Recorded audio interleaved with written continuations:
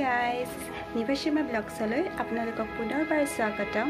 আজি বৃহস্পতিবাৰ, ইফালে আজি লকডাউনো, গতিকে আজিৰ দিনটো মই কিদৰে পাৰ কৰিলোঁ তাৰ এটা সৰু ভিডিঅ' বনাইছোঁ। গতিকে ভিডিঅ'টো চাব আপোনালোকে, আৰু লগতে আপোনালোকৰ দিনটো বাৰু কিদৰে পাৰ হ'ল মোকো জনাব কমেণ্টৰ মাধ্যমেৰে।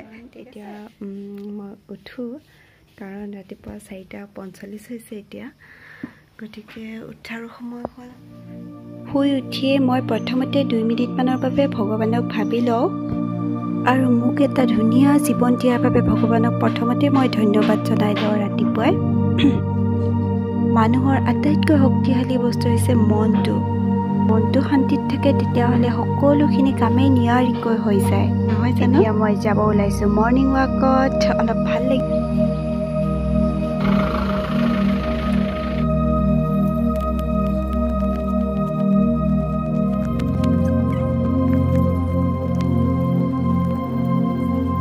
আৰু এইটো হৈছে ৰঙাপাৰা ৰোড।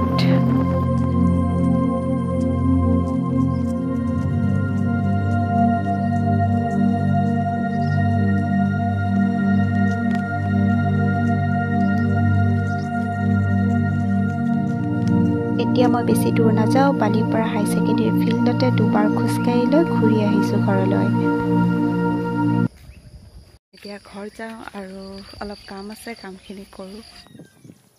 আৰম্ভণিখিনি ভাল হ'লে দিনটোলৈ ভাল লাগি থাকে মনটো। আৰু এই দুটা কিহৰ পাত বাৰু গম পাইছেনে? মধুৰিআমৰ পাত হয়। এই পাতটো মই ব্ৰাছ কৰাৰ পিছতে চোবাই ইয়াৰ ৰসটো খাই পেলাই যিখিনি ৰখি যায় সেইখিনি পেলাই দিম। ৰাতিপুৱাৰ চাহকাপ এতিয়া খাই লওঁ প্ৰথমতে। পেপাৰখনে চাওঁ আজিৰ কি দিছে বাৰু।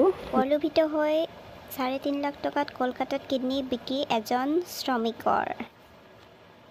শূন্য সহনশীলতা নীতিৰে অসমত অপৰাধ আৰু ড্ৰাগছৰ বিৰুদ্ধে নিয়ন্ত্ৰণ অভিযান চলি থকাৰ কথা ঘোষণা কৰিছে মুখ্যমন্ত্ৰী ডক্টৰ হিমন্ত বিশ্ব শৰ্মাই। আচলতে ডক্টৰ হিমন্ত বিশ্ব শৰ্মা হোৱাৰ পিছত যেতিয়া মুখ্যমন্ত্ৰী আসন লাভ কৰিলে, তাৰপিছত বহুতখিনি কামেই কৰিছে এতিয়ালৈ আমি সকলোৱে দেখিছোঁ। অসম আন্দোলনত নিৰ্যাতিতসকলক সাহায্য আৰু সংস্থাপন প্ৰদান কৰিব চৰকাৰে। অসমত 2টা সন্তানৰ নীতি কঠোৰভাৱে বলবৎ কৰা। ফলতে হেডলাইনকেইটা পঢ়ি গৈছোঁ মই পেপাৰখনৰ। ভাৰতত এদিনত নতুনকৈ 38,792 জন লোকৰ সংক্ৰমণ হৈছে। দৈনিক পজিটিভৰ হাৰ কালি আছিল 2.10% আৰু সাপ্তাহিক পজিটিভৰ হাৰ আছিলে 2.25%। একেৰাহে 23 দিনৰ বাবে কালি দৈনিক পজিটিভৰ হাৰ 3%ৰ তলত আছে। ঠিক আছে, এতিয়া নেক্সটটো আছে ডেল্টা ভেৰিয়েণ্টৰ কাৰণে সংক্ৰমণ যথেষ্ট বাঢ়িব বুলি দিয়া আছে ইয়াত। বিশ্ব স্বাস্থ্য সংগঠনে সকিয়নি দিছে ডেল্টা ভেৰিয়েণ্টৰ কাৰণে সংক্ৰমণ যথেষ্ট বাঢ়িব বুলি। সান্ধ্য আইন বলবৎ কৰিছে, ইণ্টাৰনেট সেৱা বাতিল কৰিছে। পুলৱামাত সংঘৰ্ষত পাকিস্তানী সন্ত্ৰাসবাদীসহ লস্কৰৰ 3টা সন্ত্ৰাসবাদী নিহত। বোমা আক্ৰমণ, চীনৰ 9 জন অভিযন্তাসহ 13 জন নিহত হৈ। ক'ভিড পৰিস্থিতিত দুমাহে ঘূৰা নাই 25খন বাছৰ চকা। হয়, এইটো তেওঁলোকৰতো আৰু বহুত প্ৰব্লেম হৈছে। গভীৰ সংকটত ৰাজ্যৰ পৰিবহণ নিগম, কৰ্মহীন বহু হাজাৰ কৰ্মচাৰী। হয়, এইটো সকলোৰে হৈয়ে আছে প্ৰায়।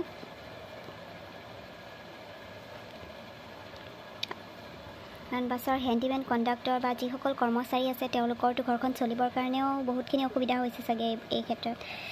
হেণ্ডকাপ লগোৱাৰ পিছতো কিদৰে পলাবলৈ বিচাৰিছিল। সদায় পষ্টৰ হয়, 3টা পষ্ট আছে আনৰিজাৰ্ভৰ হয়।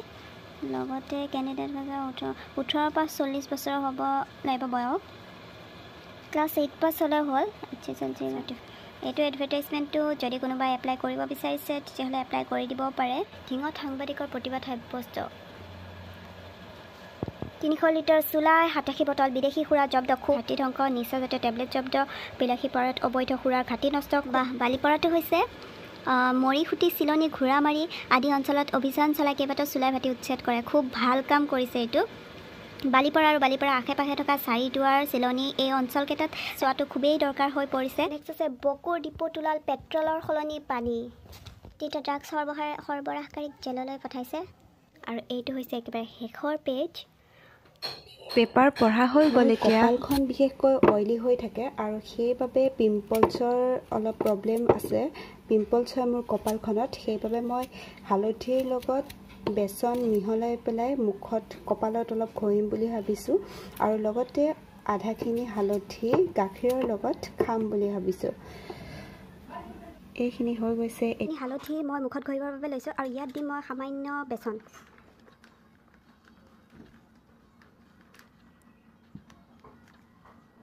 সামান্য বেচন দিছোঁ আৰু এইখিনি মই ভালকৈ মিক্স কৰি ল'ম। এইখিনি হৈ গৈছে পেষ্ট। এতিয়া মই এইখিনি গোটেই মুখতে ঘঁহিম কাৰণ মোৰ পিম্পলৰ প্ৰব্লেম আছে। যিহেতু মোৰ স্কিনটো বহুত অইলি হয় সেইবাবে মই এইখিনি লগাব লৈছোঁ। কপালখনত দেখিছে আপোনালোকে কিমান পিম্পলৰ দাগ পৰি গৈছে, সেইবাবে ইয়াতে মই হালধি আৰু বেচন লগাব লৈছোঁ। চাওঁচোন কিমানখিনি সুফল পাওঁ। আৰু কপালখনত বিশেষকৈ বহুত ওলাই পিম্পল।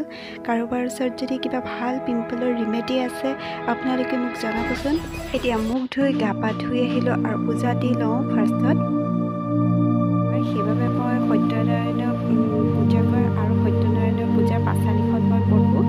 গতিকে এতিয়া এই পাঁচালিখন পঢ়োঁতে অকণমান সময় লাগিব।